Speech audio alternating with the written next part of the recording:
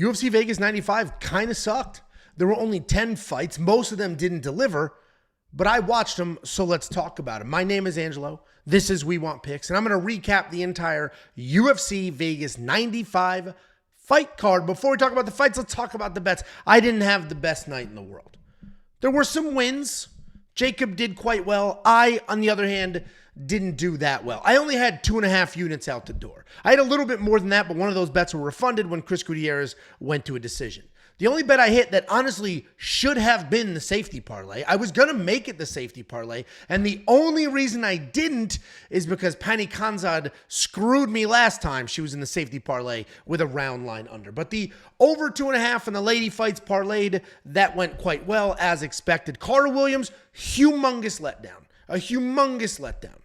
The one time he actually committed to a takedown, he got it and dominated. The fact that it took him till the third round and almost being knocked out to do it is insane, and we'll talk about that fight in a minute. Then we had that Youssef, Zalal, Charalampos, Grigoriou bet. Listen. Youssef looked phenomenal, worth every penny. Chara, in that second round, looked exactly like I expected him to look. He had Kazama on ice skates. That dude was 99% knocked out. Blasted him, dropped him, pounced on top, raining down insane elbows, 2 seconds away from finishing, and then goes, I'm a little too tired. Let me camp out. So tired that he got triangled. Brutal. Brutal is the only way to describe that. Brutal. Because the analysis was correct. The read was correct. Everything was there. If you bet on Kazama and it hit, congratulations. And I'm going to show you a ticket where somebody did. Congratulations. The artificial intelligence picked Kazama. But that dude was 99% knocked out. And if Chara had just a touch more fight IQ, we would have been fine. But Jakey Boy had quite the night. 20% ROI on his bets. Stephanie Luciano money line. A couple of parlays did well. He had the under 1.5 on the Kazama fight at plus 105, so plus money for that, and that looked free on both sides of that account. And overall, Jakey Boy did quite well. He put 7 units out, got more than 8 back, an ROI of 20%. Most of his bets are premium, so if you're a premium member, then you did quite well tailing some of his bets there. And there were some other successes on the night as well. The DraftKings ownership continues to dominate. I'm going to highlight it this time. If you look at our number, 3.32%. That's the margin of error between our projections and what happened in real life. Look at some of these competitors. And these competitors are the Skotastics of the world. The Rotogrind. These are giant companies that have millions and millions and millions of dollars infused to sell a premium product, and their numbers don't come close to ours. They have literally doubled our number. And this tiny little number means everything when you're playing large tournaments in DraftKings Fantasy. So that did quite well. Premium members who have access to that, you used it hopefully, and hopefully you did well. The numbers for 305 will be up on Friday. And then here's some other hits. Jakey Boy, if you guys watch his live streams, they're getting more and more popular. He had over 1,000 people in there watching today for this trash-ass fight card on a Saturday night. And if you hung out and you had some fun with them, there was a couple of wild bets they threw at the board that hit. They went all in on Spivac. They had basically $1,000 on Spivac to win by submission in the main event, and that hit. And those are all just in good fun. He calls them live stream bets, chat bets. He takes bets from the community who are watching live. It's all in good fun. It is free. It is on YouTube. You should check out his fight companions. Instantly after the event, we got this message. Stretch, or Sean, and he said, premium member here. Using the premium tools allowed me to build this 10-fight, $10 parlay, even with Kazama, because the artificial intelligence picked him. It turned $10 into $1,400, best in the game. Thank you. Obviously, that's a wild example. A 10-fight parlay is insane, but congratulations to him. And the Underdog Fantasy hit. Underdog Fantasy might be the easiest fantasy product out on the planet. Like, literally. It might be the easiest product on planet Earth. So check them out if you don't already have Underdog Fantasy. We got a promo code. They'll give you some free money. Let's talk about the actual fights. The fights were not great. There was a couple of solid performances, right? A couple of people did quite well individually, but as a whole, that event kind of sucked. I'm glad the pacing was pretty good and we got through it at a decent time, but the first fight looked good. Stephanie Luciano looked fantastic. She looked sharp. Her takedown defense was there. She had a great get-up game the one time she was taken down, and she almost had a finish. She was another fighter. She was probably 5 strikes away from a finish in that third round. She had Talita on backing up on the ropes, getting blasted, and then she started showing. She drops Talita, and then she's just standing over her, tapping her legs all soft, just burn 30 seconds on the clock. Let her stand up, get at her, crack her in the face, and put her down. Either way, it was a beautiful performance. And what happens when you start betting on these things, you get angry at small stuff. Like if you bet this fight doesn't go the distance, and it goes the distance because of decision making, yeah, you're going to get angry at that. But the reality is, Stephanie Luciano looked absolutely fantastic. She looked great. Now the question becomes, did she look great because she is great or because Talita's just that bad? And Talita is a multiple, I think they said 5-time world champion jiu-jitsu practitioner. 5-time world champion. And her takedowns are atrocious. Her takedowns suck. She's too short to close the distance. She can't get in range. The takedowns are terrible. She's not fast. She's not strong enough to rip you to the ground. And she can't strike. So now we have somebody who's a 5-time world champion jiu-jitsu practitioner who can't do jiu-jitsu because she can't get it on the ground. She's basically Mackenzie Dern before Mackenzie Dern started to pick up the striking. And at least Mackenzie Dern has always been insanely tough, and she'll take her beating. Talita took a little bit of a beating. She was pretty tough here, but she's got to be cut. She's not UFC caliber. Like, if you can't strike with anybody and can't get fights to the ground, you're only going to win like BS decisions. She was pulling guard, or trying to. She butt scooted. It wasn't a Claudio Puelas like embarrassing butt scoop, but she was on her back and she was like, come on. And Stephanie didn't let her, but you do if you even insinuate that there might be a butt scoot, you should be cut on the spot. Arrivederci, this is not the sport for you. Stephanie Luciano looked great though, so I don't want to take anything away from her just because her opponent is not very good. And then we had Youssef Zalal also looking phenomenal. So the card didn't really deliver, but the first 2 fight of the night were like, okay, these people are good. There's some nice performances on this card. And Youssef Zalal was one of them. Jarno Errens is very, very tough. Jarno Errens is also dangerous. He's powerful. And before Youssef was cut from the UFC about 2 years ago, he was kind of boring, right? He hung out on the outside. He was an accurate striker, but he would hang on the outside, take his time. He's hit with fewer than 2 significant strikes per minute, which is crazy. But he was kind of boring. Goes on the regional scene, blows through some people, gets to the UFC. He's blown through 2 people. 2 good people. And now all of a sudden he's like found himself. He's feeling himself. He's in his own. He looked really good in this fight. He hung out on the outside, does what he does, closes the distance. Couple of exchanges there. At one point it was like, uh-oh, Youssef got cracked. And he dealt with it well, backed out of the pocket, reset, and then went after it. He shot a takedown, got the takedown. As soon as it hit the ground, that was it. That was over. And a lot of that had to do with Youssef is very good on the ground, and Jarno Errens is just horrific on the ground. That guy's just so bad on the ground. It's crazy. Jarno Errens throws heat. This guy bombs punches, but they are a little bit telegraphed, and he's not going to be able to have success at this level if he can't defend takedowns. Like, Youssef is good. That takedown was good, but at the end of the day, it wasn't like the fastest, most well set up blast W you've ever seen. It was a single because Jarno threw a little too heavy, and then he just changed levels and adjusted hips a little bit. Bing bong, got it to the ground. And the mistakes that Jarno made on the ground is why Youssef was able to submit him. Just what he was doing with his knees and his hips. It was just position, let me submit this guy. So Youssef Zalal looked amazing. 2 fights back in the UFC, 2 first-round submissions. The guy looks incredible. He's finding himself. I am curious to see what they do for him next, because even if you look at his losses, they're quality. He was beating Ilia Topuria on the feet, so Ilia had to wrestle. So Youssef is good, and people, myself included, are finally starting to appreciate him, who wrote him off a little while ago saying, like, this guy's kind of boring. And now this is when the card really started to take a shit. Carter Williams sucks. Dude, he's bad. And that's an exaggeration because the skills are there. He just doesn't change paths. He doesn't make decisions in fights. He doesn't say, well, this isn't working. Let me try this. The first 2 rounds, he's just getting bombed on. Just bombed on. He's getting hit hard. He's getting a little wobbled. He's recovering. He's firing overhands back. It's like somebody in his gym told him, hey, dude, you can knock this guy out. You should just continue to try to knock him out no matter what.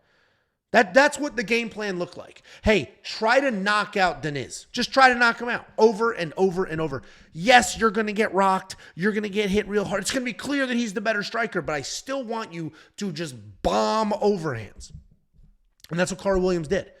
There was 2 fake takedown attempts. They were not real. He didn't even fully lower his level. He just bent over at the waist, sort of touched the legs a little bit, came back up. 2 fake takedown attempts. In the 3rd round, he gets bombed on. He's wobbled, fallen backwards, finally commits to a takedown, and he's got to work at it. I mean, this is fighting at the highest level. He has to work at it a little bit. He gets the takedown, beats the shit out of Diniz.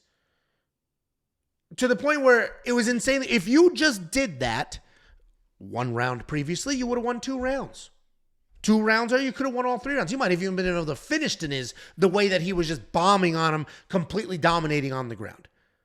And he's not the only person on this card that just has insanely terrible decision-making skills. We'll get to Shara in a minute, but I just don't understand that.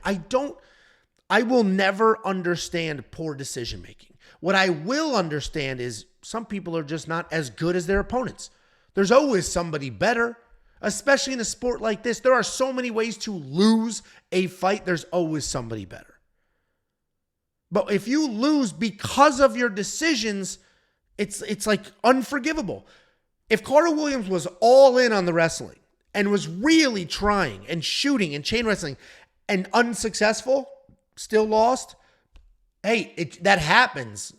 We can't get mad at that. He tried to win the fight. He used his best skills, worked on the most obvious path to victory, tried to do it, and it just didn't work. And that's acceptable.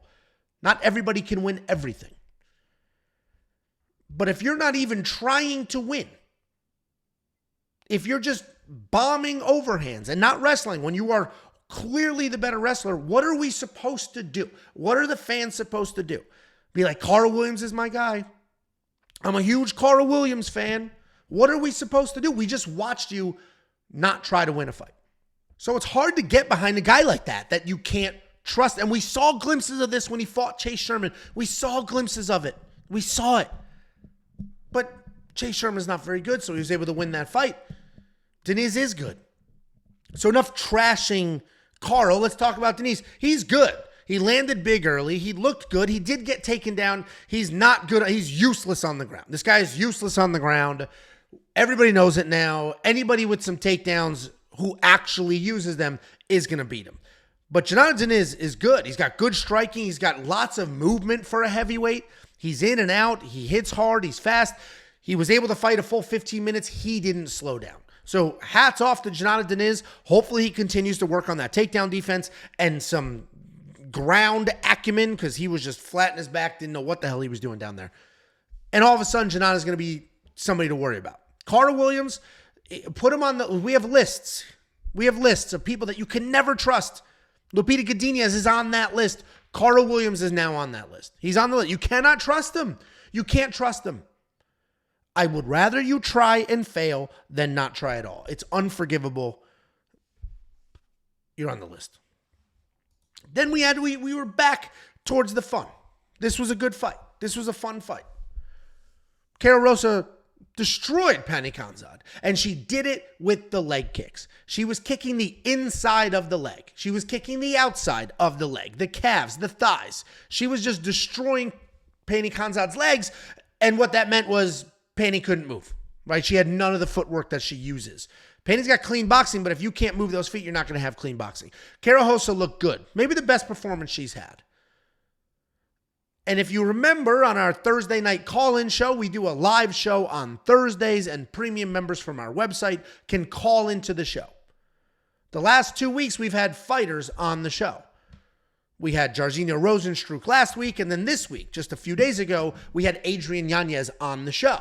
And people were calling in. Premium members were calling in and asking him questions. One of those premium members asked him about the leg kicks from Jonathan Martinez in the fight that he lost. And he basically said, listen, we all prepare for leg kicks on the outside of the leg. You can hit that all day long as hard as you want, and I will be fine.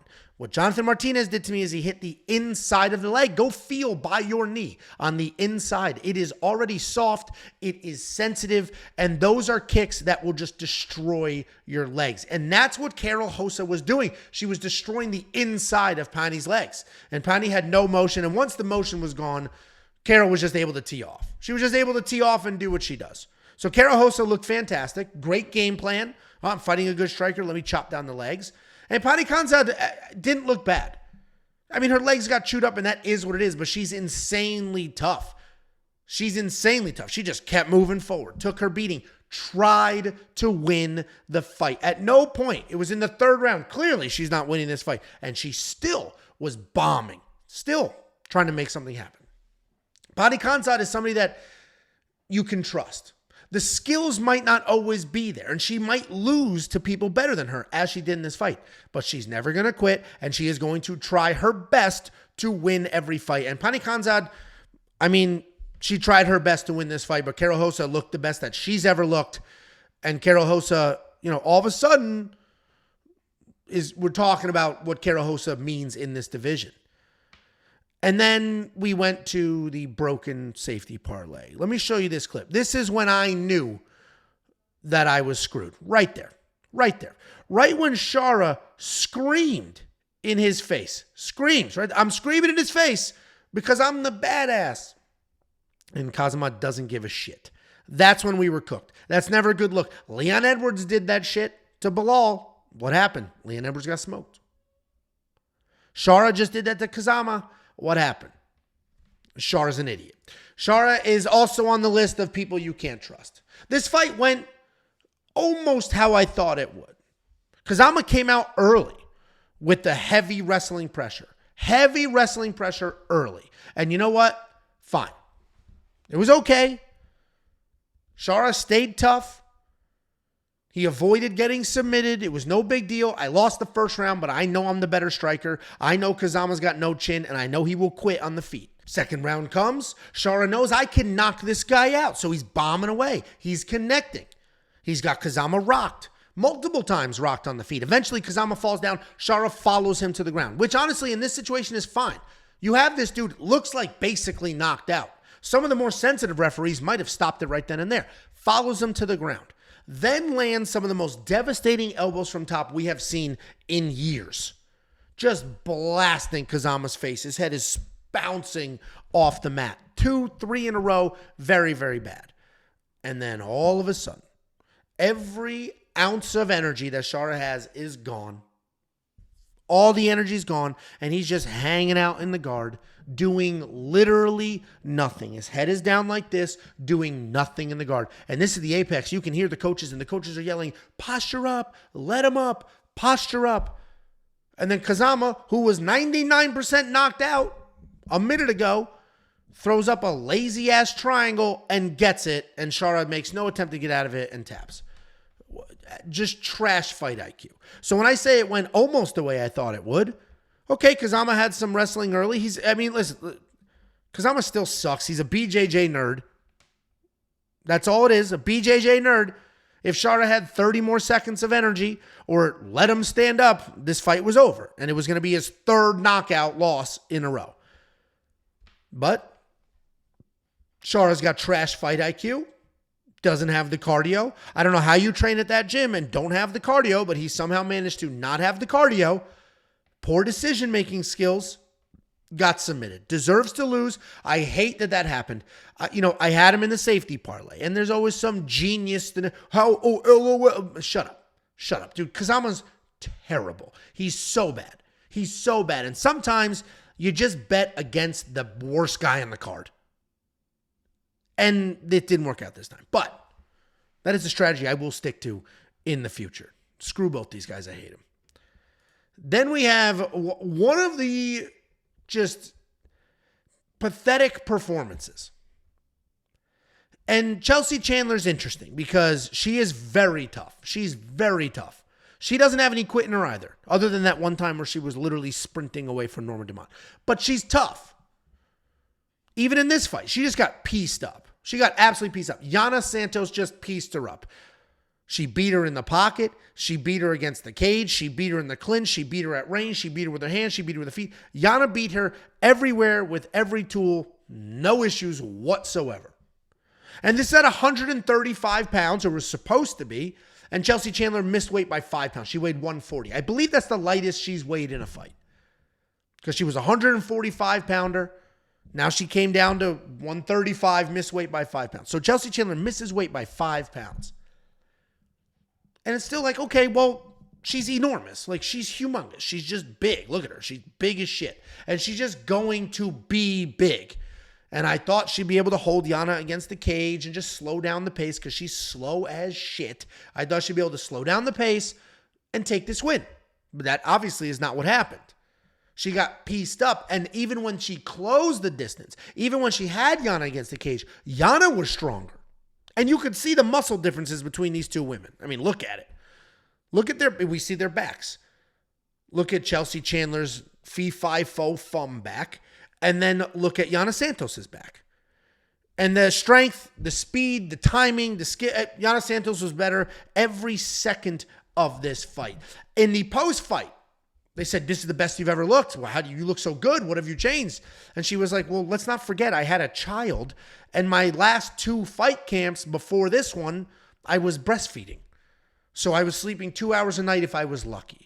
So it's like, oh, okay, those are interesting circumstances. So it looks like a well-rested, well-trained Yana Santos is certainly better than the division's ogre. So Yana Santos looked good. Chelsea Chandler's just too damn slow. She's too slow. If you're going to be slow but strong, or slow but have one-punch knockout power, slow but you're able to slow the pace, okay. But she wasn't able to do anything. She couldn't slow the pace. She has no power. She is insanely tough. She would just take her beating. There were times where I was like, this is going to get stopped. And she doesn't. She takes her beating. She moves forward. She tries to win the fights. She just doesn't have the skills to do it. And we got to give her some sort of punishment for the weight miss. We had 3 fighters on this card miss weight. 3. And yeah, they lose a little bit of money. But honestly, yes, 30% pay cut sucks. And you don't qualify for a win bonus. None of the weight missers were going to get a win bonus anyway. Maybe Chepe. Maybe. We'll talk about him. We got to figure something else out. I have said you take the money. Honestly, you should take way more than 30%. Like, basically, you're fighting for free. But okay.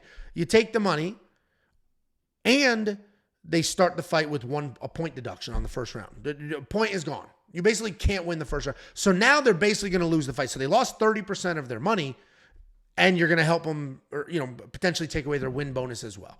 I don't know. I don't know what you got to do, but she missed by 5 pounds, which is wild. You know you're going to miss when you miss by 5 pounds. Chepe missed by a few. Danny Barlow missed by a few. It's a bad look, all these people missing weight on an already pretty trash card. Yana Santos looked fantastic, and we'll find out in her next fight if that's just because she was fighting a punching bag or if she's just that good. And then we had a very, very nice UFC debut with an interesting scorecard. We had Quang Lee taking on Chris Gutierrez. Quang Lee stepped up on a couple of days' notice. It was less than a week. And he wasn't afraid at all. He was not intimidated at all. In theory, he should have been, right? In theory, it was Chris Gutierrez who was supposed to fight Javid Bajrak. Chris Gutierrez, who now is tied all time for most leg kicks. Chris Gutierrez, who's pretty tough. He's pretty durable. Knocked out Frankie Edgar. Like, Chris Gutierrez is good. And this guy's stepping up on short notice. Doesn't have a lot of fights. Supposed to be fighting on Contender Series, and here he is. He wasn't scared at all. Not 1 second of that fight. He just immediately started moving forward. Stayed in Chris's face. Was throwing punches. Getting takedowns. He had 2 takedowns in the first round. The only strikes Chris was landing in the first round were leg kicks. And like, they were clearly landing, but Quang wasn't like hobbled. Wasn't limping around. Quang moved forward, ate the leg kicks, got some takedowns, threw his own punches. And it made for some interesting scorecards here because nobody gave the first round to Quang Lee. And listen, maybe I'm wrong. You guys love telling me when I'm wrong. I felt like Quang won that first round. I thought the nonstop forward pressure, the takedowns, the trying to win, I thought that was better than the leg kicks that Chris landed. And you guys say, well, damage. You're right, damage. But was Quang damaged? Was he limping? It didn't affect the thing. He ate the leg kicks and just continued to move forward. He got the takedowns. I thought Kwang won the first round. Everybody agrees he won the second round. And then I think we all agree Chris won the third. So the first was the questionable round, and nobody gave Kwang the first round. Nobody. That should have been, at minimum, a split decision. At minimum, one of these judges should have been like, I think Kwang won that round. And nobody did that. And I was very surprised. The live odds were surprising to me, to the point where it's like, I might just be dead wrong. Like, I might just be watching something in a different world. But I thought Kwang Lee looked very good in this fight. And if it wasn't short notice, I don't know how good he would have looked. They kept talking about, oh, he's supposed to be on the Contender Series. He was in peak physical condition. His Contender Series fight's in a month. It was in a month. You took 4 weeks out of his training camp. Like, no, he's not at peak yet. He's not even close to peak yet. And he did slow down in that third round. That's what we started to see. The leg kicks got to him, and obviously the cardio, short notice, and all that. But frankly, I thought Kwang looked good. Let me know in the comments, respectfully, don't be a turd about it, if you also think Kwang either won the first round or at least had a case to win the first round. I was very surprised to see that nobody gave him the first round. I genuinely would have been 2-1. I would have scored it for Kwang. But that's not how that went down. Then we had the biggest hype machine on the card. Everybody and their mother. Danny Barlow's the future. Danny Barlow's that guy. Danny Barlow. Oh, he's going to be vying for a title soon. Best striker in the division. People were obsessed with Danny Barlow because he knocked out a failed USADA guy. And my whole breakdown was, I'm going to pick Danny to win because he is fast and he's accurate. But I don't trust him yet. He's only had 8 fights. And Nikolai Veretennikov is good. Nikolai stepped up on short notice.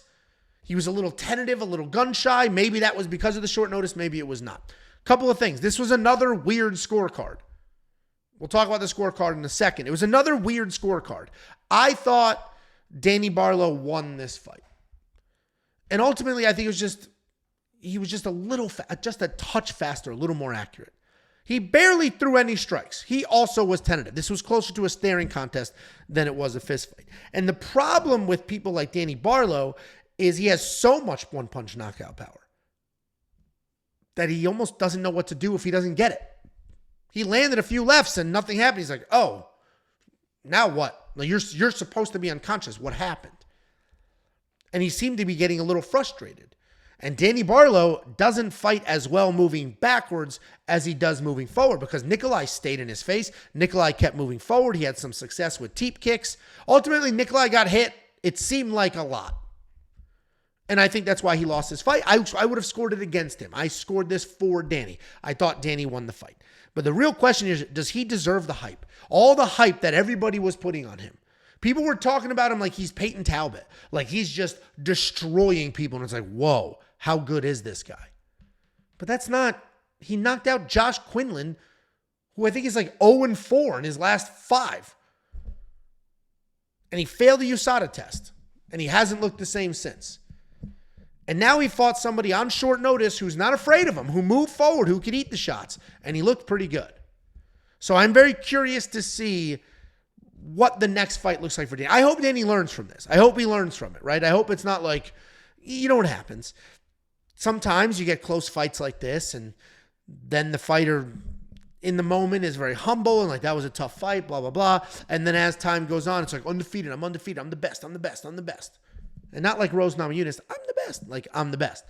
So I am curious to see. Danny Barlow's got a ton of talent. A ton of talent. He is fast, he's accurate, he hits insanely hard.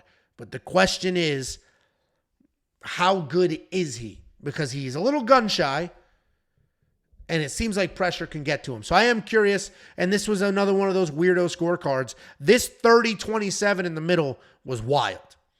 Well, it makes no sense. I mean, Jaron Vallel? Who the hell is Jaron Vallel? Jaron Vallel needs to be accountable for this scorecard because the right fighter won the fight. But like, what the hell were you? How could you give Nikolai all 3 rounds? How? That's insane. It made no sense. That was an absolutely horrendous scorecard. Luckily, it didn't affect the outcome. Like, that was the correct fighter won the fight. It made it a split decision instead of a unanimous, but ultimately the right guy got his paycheck, but that was just a bad scorecard. And then we had the co-main event. The co-main event was spectacular. Spectacular. This always should have been the co-main event. For a while there, it wasn't. I'm glad it was. Chepe Mariscal, Damon Jackson, both of these guys are absolute dogs. Neither one of them have any quit.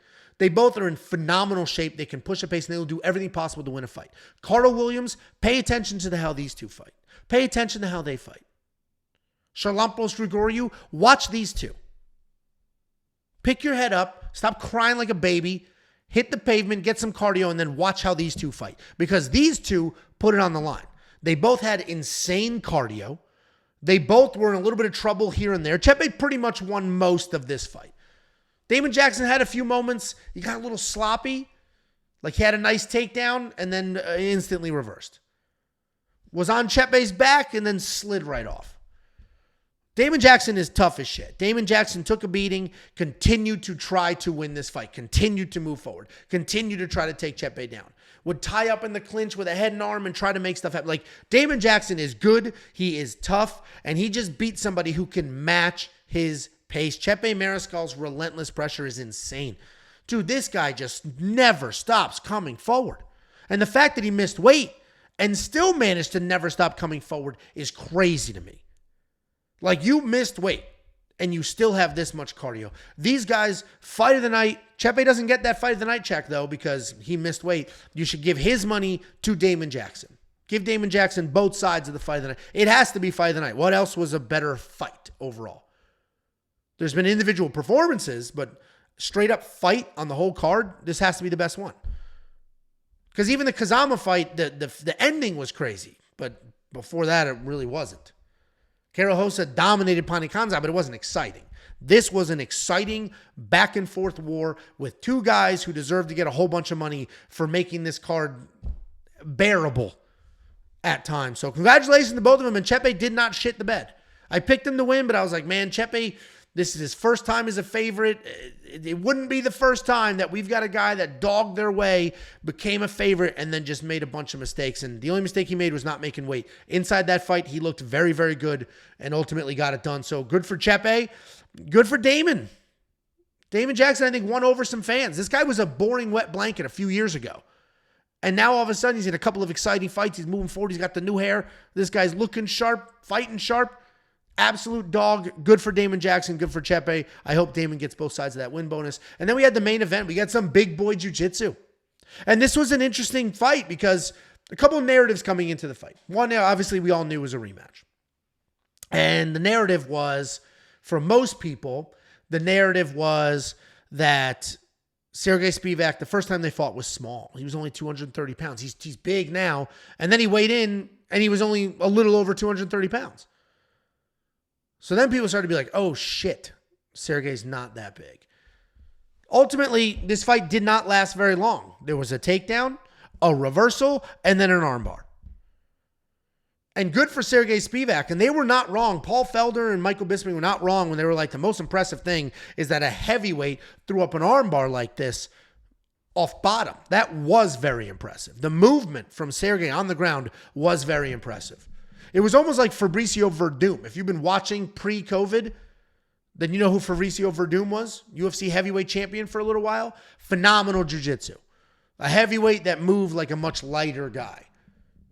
Go all the way back to Frank Mir, right? A heavyweight that moves like a lighter guy. So they were able to become heavyweight champion of the world and find some success. I don't think Spivac will ever be heavyweight champion of the world, but for him to get the takedown, for him to throw up the armbar, get the armbar finish as quickly as he did, as comfortable as he did, when just a few fights ago, it was the sloppiest thing I've ever seen in my entire life with Alexei Olenek, was impressive. Congratulations, Serghei Spivac.